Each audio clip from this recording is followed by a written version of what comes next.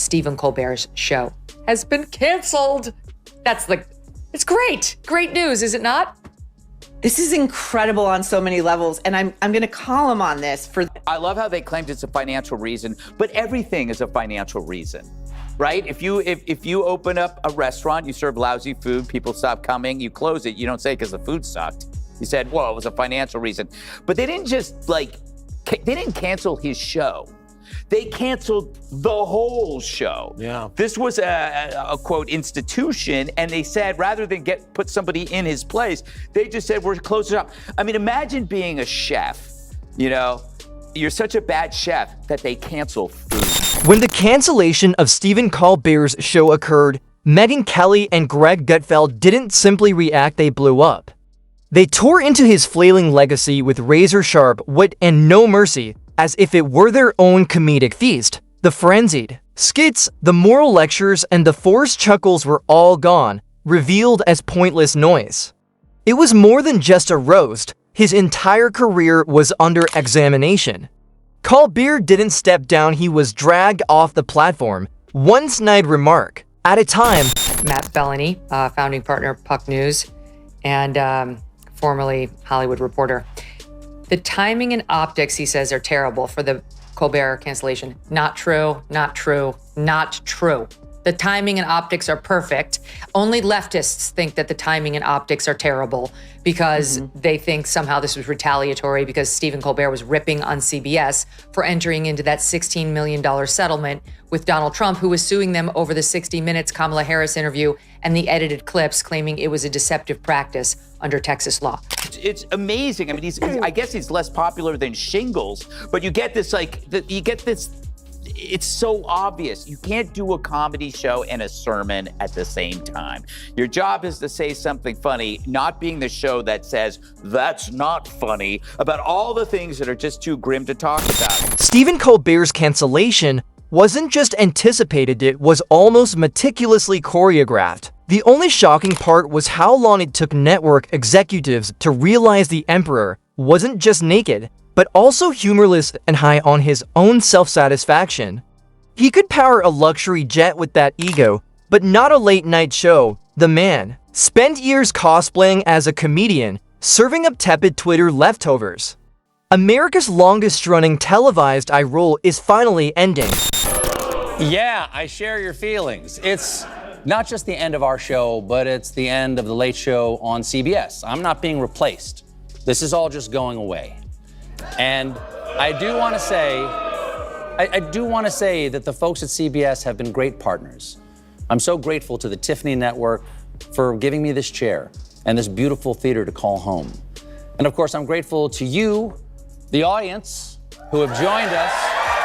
Megyn Kelly did more than just pop popcorn for this flop fest. She brought receipts, a foldable chair, and a flamethrower. Her takedown of Colbert's reputation was like a courtroom cross-examination, with the witness being a failed jester and the jury already nodding off. She dissected his career like a disappointed teacher grading a student who submitted TikTok skits as a thesis. The final verdict, a participation ribbon with a failing grade. Here's Stephen Colbert grappling with that news. Now, if, like me, you're wondering why the Department of Energy is the one making this judgment, it's because that agency oversees a network of U.S. national laboratories, some of which conduct advanced biological research. No. Bad energy department. No biolabs until you finish building your electric car charging station. But Greg Gutfeld wasn't there to critique, he came to cremate. If Megyn Kelly was forensic, Gutfeld was volcanic. Colbert's downfall played out like a demolition derby, and Gutfeld watched gleefully as every twisted panel of credibility crashed to the floor. He had witnessed Stephen fail over and over, trying to outwit a piece of wood. So his reaction wasn't surprise, it was satisfaction. The kind you get after watching someone long maintain a smug balancing act between pretension and irrelevance. No, here's a sample of what his show looked like in recent months. And this, I would submit to you, is why Stephen Colbert's show is no more. Going Top on in five. LA reminds us that as citizens, it is crucial to speak out against Trump's fascist impulses, his rampant corruption, and his egregious violations of our norms and our laws. The last time a president bypassed a governor to send in the National Guard was 1965, when LBJ used troops to protect civil rights demonstrators in Alabama. So we've come full circle. Troops were deployed to protect protesters by Lyndon B. Johnson, and now they're being used to threaten protesters. Colbert's comedic breakdown didn't happen overnight. It started a decade ago. At one point, he was sharp. His comedy central persona had bite, irony, and the occasional zinger that didn't sound like it was written in a therapy session for overeducated wine moms. But once he landed on late-night TV, he achieved what every mid-career sellout dreams of. He traded his edge for a bumper sticker. His entire act became one long, self-righteous sigh. The Stephen Colbert Show was a masterclass in smugness with a laugh track. Oh, hey, everybody.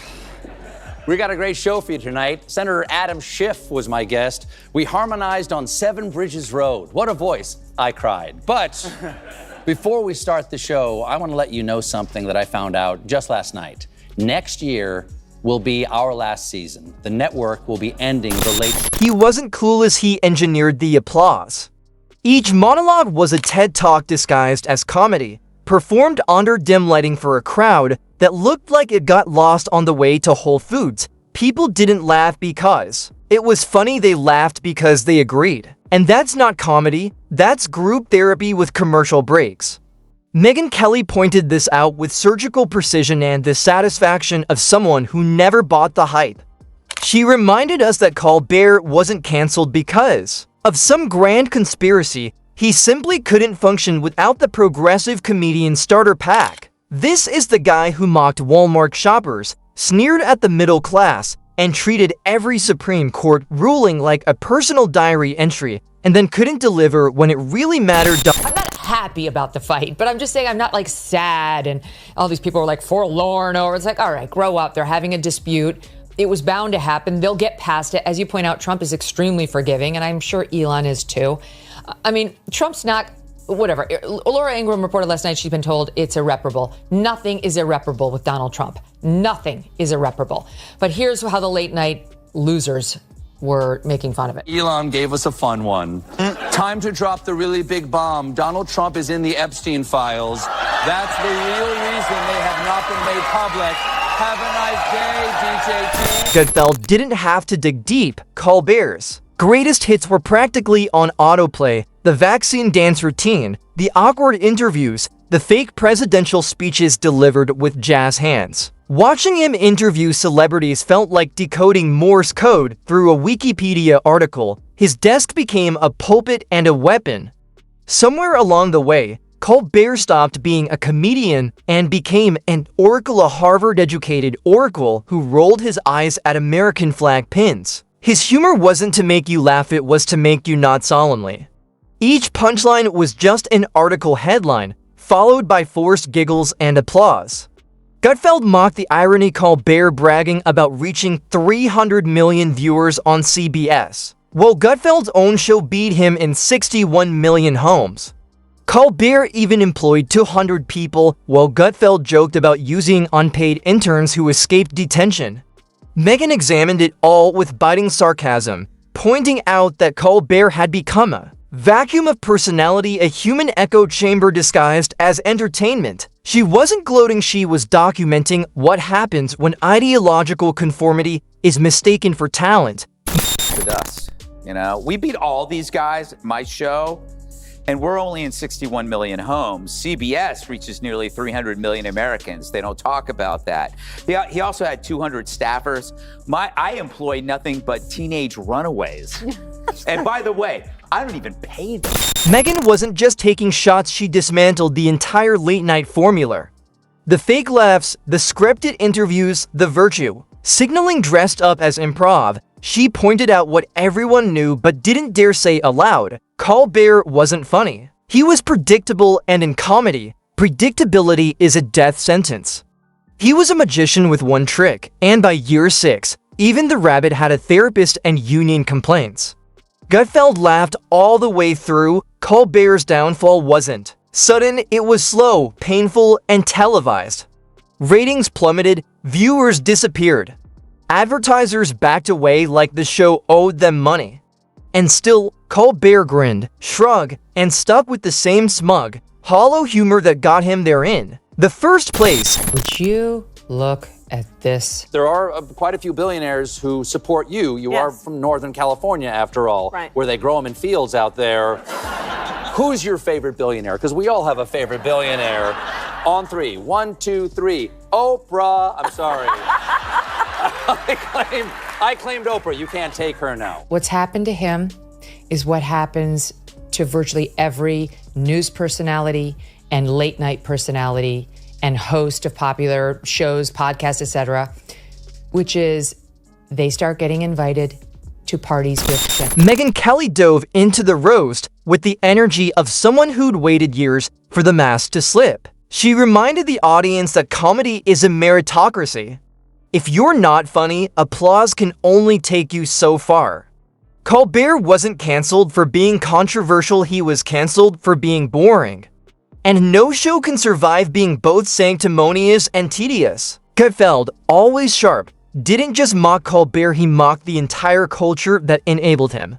The celebrity cameos, the political tantrums, the outrage cycles choreographed like musicals.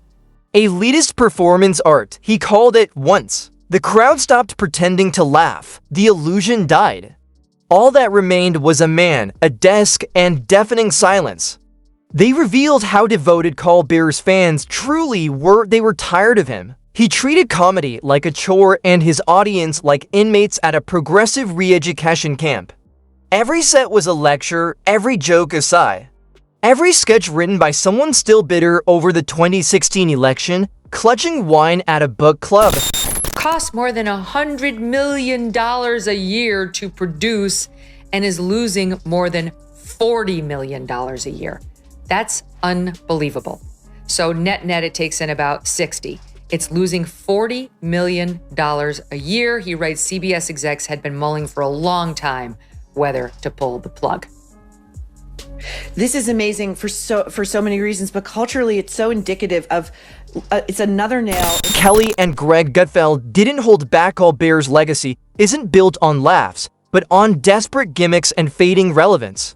From dancing syringes to inflation-themed skits, his attempts to stay current felt more like detention than comedy. Gutfeld compared his show to a vegetarian burger, overprocessed, oddly colored, and only liked by people pretending. Canceling it wasn't cruel, it was overdue. Terrible man. I really think he's just not a good guy. I mean, he completely took that show, which was a great sort of platform in nighttime television, and the Ed Sullivan Theater, and completely drove it into the ground. He had originally been at Comedy Central, where he was more comedy.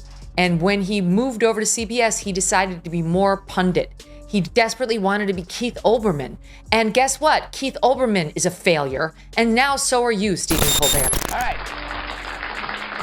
Last Monday, Stephen Colbert tore into Donald Trump like a giant orange burrito. Now, before I roll the tape, I must warn you that it's very lewd, so turn it up so everyone can hear it. You attract more skinheads than free Rogaine. You have more people marching against you than cancer. You talk like a sign language gorilla who got hit in the head. In fact, the only thing your mouth is good for is being Vladimir Putin's holster.